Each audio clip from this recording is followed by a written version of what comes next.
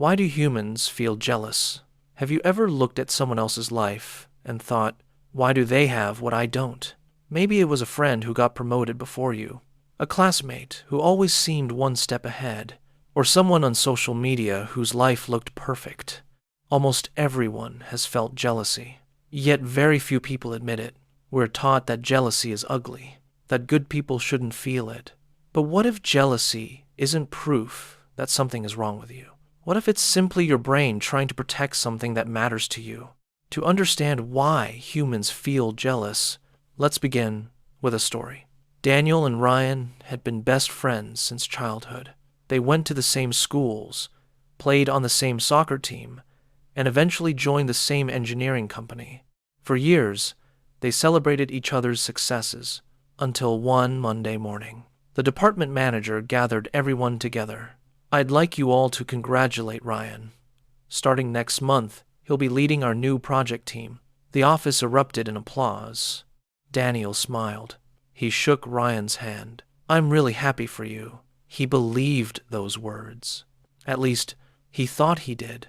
As the day went on, coworkers congratulated Ryan. Managers asked for his opinion. People suddenly treated him differently. Daniel quietly returned to his own desk. That evening, he drove home feeling exhausted. Nothing bad had happened. Ryan hadn't taken anything from him. Daniel's salary hadn't changed. His job was exactly the same. Yet somehow, everything felt different. Over the next few weeks, Daniel couldn't stop comparing himself.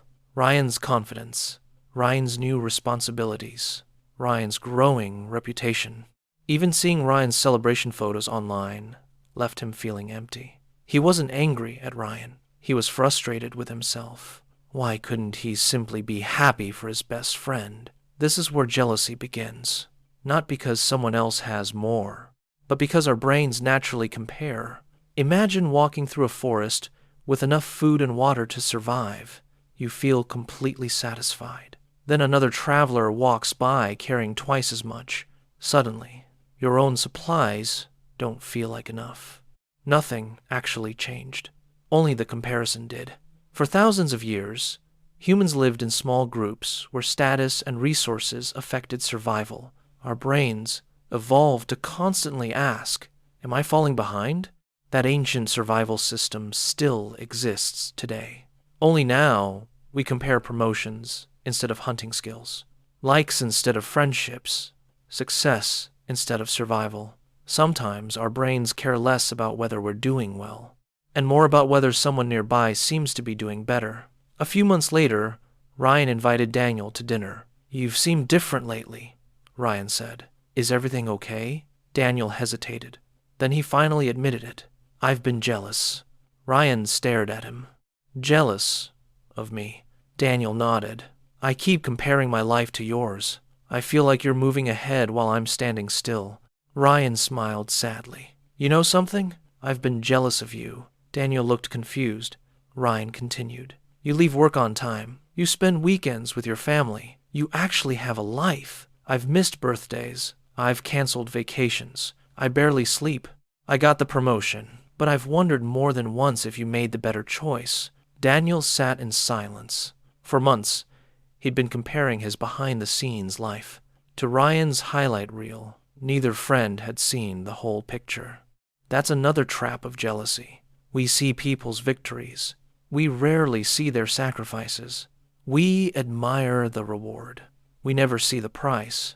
Our minds quietly fill in the missing pieces, and most of the time, they're wrong. Psychologists have discovered something interesting. Jealousy itself isn't the real problem. What we do with it is. Some people allow jealousy to become bitterness. Others use it as a guide. Instead of asking, why do they have it? They ask, what is this feeling trying to teach me? Maybe it reveals a dream they've ignored, a skill they need to develop, or a goal they've been afraid to pursue. The emotion becomes information, not poison. Daniel decided to stop comparing and start learning. He enrolled in leadership training, volunteered for larger projects, asked experienced coworkers for advice. Progress wasn't fast, but every step was his own. Months later, another management position became available. This time, Daniel earned it. When Ryan congratulated him, there was no jealousy, only genuine happiness, because Daniel had stopped measuring his life using someone else's ruler. Jealousy will probably never disappear. Humans naturally compare themselves with others. The goal isn't to eliminate jealousy, it's to understand it before it controls us. The next time you feel jealous, don't ask, "Why do they have more than me?" Ask, "What is this feeling trying to teach me?" Sometimes jealousy isn't telling you someone else has too much. Sometimes it's reminding you that you've forgotten what you truly want. Every emotion has a purpose. Jealousy is no exception. It can become the chain that keeps you trapped, or the compass that points you toward the life you truly want. The choice is yours. Moral of the story: the greatest thief isn't the person who has more than you. It's comparison. Comparison quietly steals your happiness, your confidence, and your gratitude. Daniel didn't become happier because Ryan became less successful. He became happier because he stopped measuring his worth against someone else's achievements. There will always be someone richer, smarter, more talented, more successful. If your happiness depends on staying ahead of everyone else, you'll spend your whole life chasing a finish line that never stops moving. But when you compare yourself only to the person you were yesterday, every improvement becomes a victory. Someone else's success no longer feels like your failure. Someone else's light was never meant to dim yours. There is enough room in this world for all of us to shine. The moment we stop comparing, we finally begin appreciating the life we already have. And perhaps that is one of the greatest lessons about being human. This video is for educational and informational purposes only and not a professional medical, psychological, or mental health advice. If you have concerns about your well-being, please seek guidance from a qualified professional. If you enjoyed this story, please subscribe, like, share, and leave a comment below. Your support helps this channel grow and allows us to continue exploring what makes us human. Remember, every emotion has a purpose. Every behavior has a story. Thank you for watching, and I'll see you in the next video.